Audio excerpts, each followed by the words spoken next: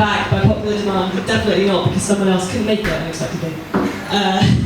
For those of you that saw me last time, you're wondering if anything's changed, not much has.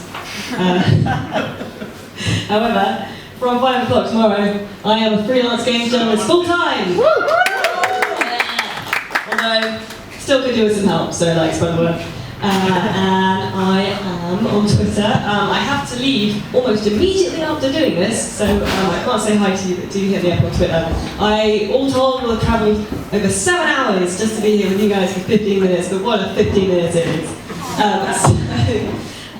My talk today, it's about something that scares me a little bit. I wanted to do something like my last talk was about like sex and fan fiction and stuff like that, so I wanted to do something less controversial this time.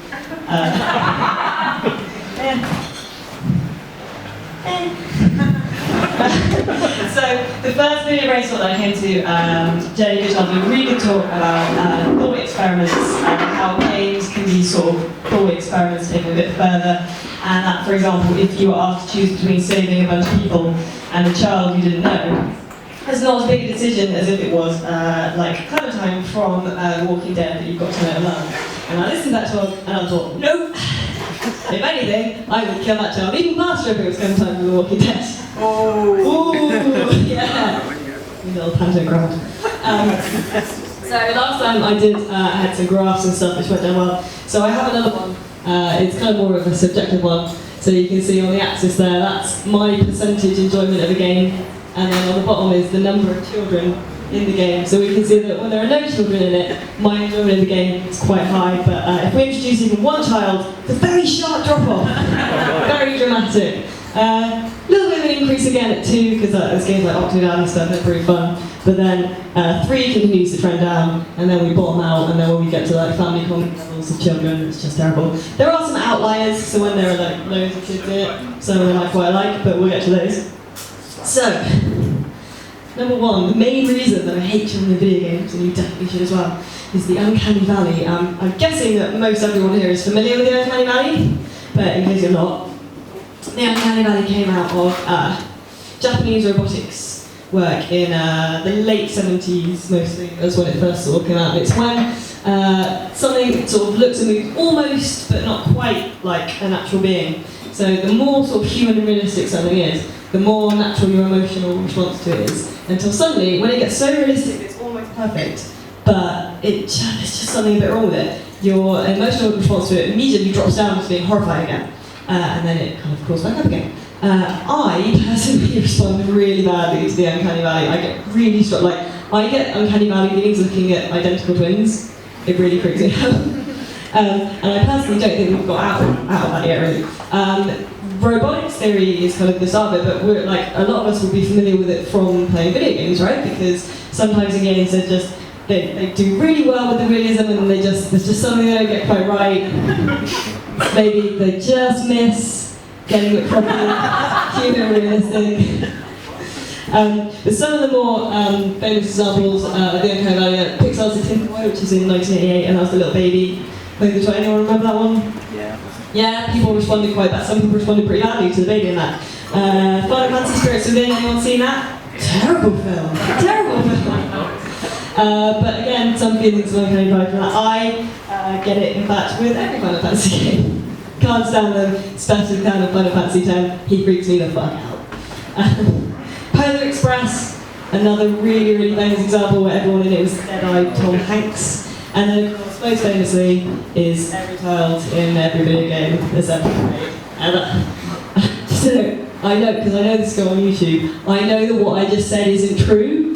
That is what we call a kind of exaggeration for rhetorical comedic effect. Didn't quite work, because none of these guys laughed. But I get the uncanny valley with children as well. So if we go back to the definition of when it's something that looks and moves almost but not exactly like a natural being, what is a child except something that looks and moves almost but not exactly like an actual human being? So when you then put that into a video game, you get kind of double the uncanny valley effect, and it really freaks me out. Who knows what this is? A little sister. You don't have to put your hands up, it's fine. That is indeed a little sister from BioShock. Little sisters kind of get a bit of a free pass because they are intentionally creepy, they are intentionally a child that's done wrong. And in fact, in Bioshock 2, the little sisters were redesigned to make them look a bit more human and a little bit less nightmarish dull, because you were supposed to sympathise with them more. However, this is a picture of a little sister from Bioshock 1 after she's been cured. And that is also pretty horrifying, if you ask me. What was this? Anyone know who that is? Max Caulfield. Yes, thank you. Max Caulfield from Life is Strange. I really like Life is Strange, and Life is Strange is one of my outliers, because pretty much everyone in it is a kid or a young adult. But they all gave me a really horrible and uncanny feeling.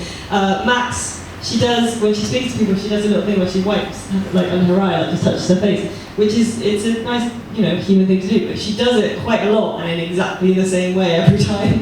It really made me unhappy. Where's this go? Professor Layton. Yeah, it's a new training from Professor Layton. Note the cold black dead eyes of a shark. So the main part is that children video games just make me feel really, really uncomfortable. There is a second part, which is that they're really annoying. So sometimes they're just annoying. This is a training from Professor Layton. Sometimes, and this is going to be controversial. No? Yeah. Yeah, who does?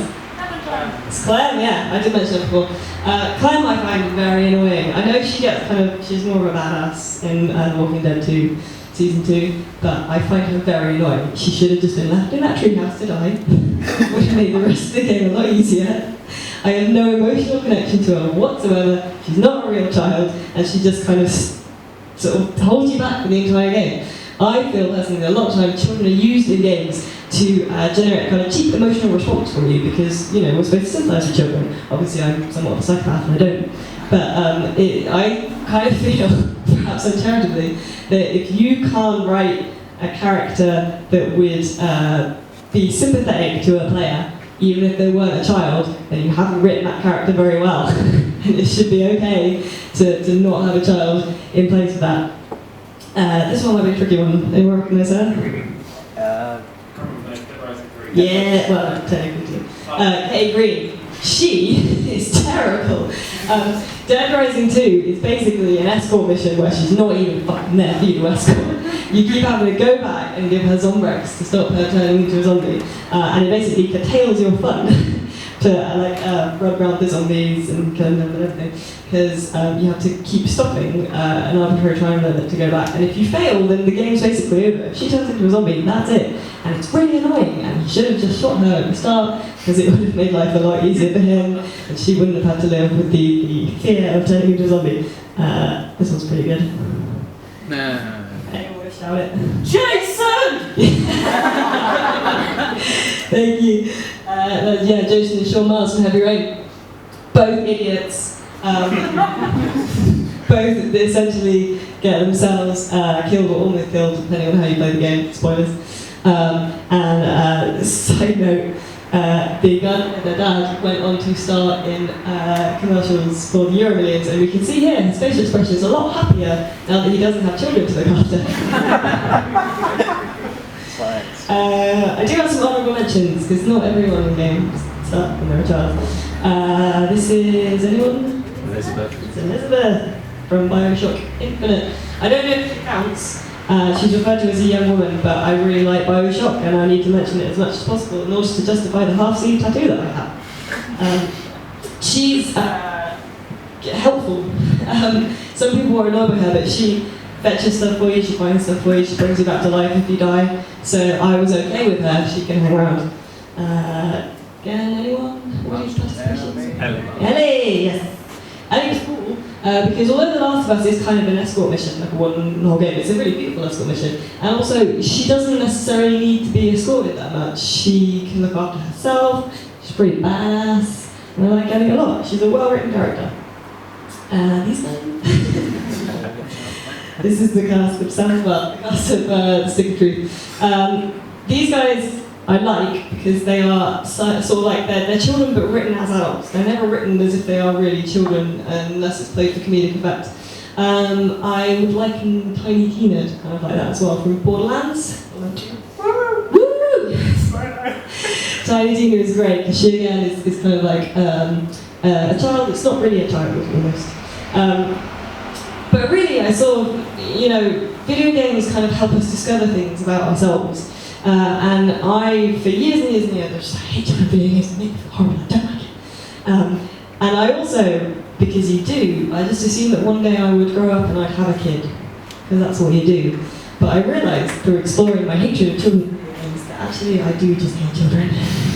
So it helped me discover that about myself, and it kind of gave me the kind of confidence and finality that when my dad asked me, are you going to have a child? I said no, and he went, is it because you've got Crohn's disease and it makes it hard for you to have a child? And I went, no, it's because I don't want to have a fucking baby. Woo! That's quite a short talk.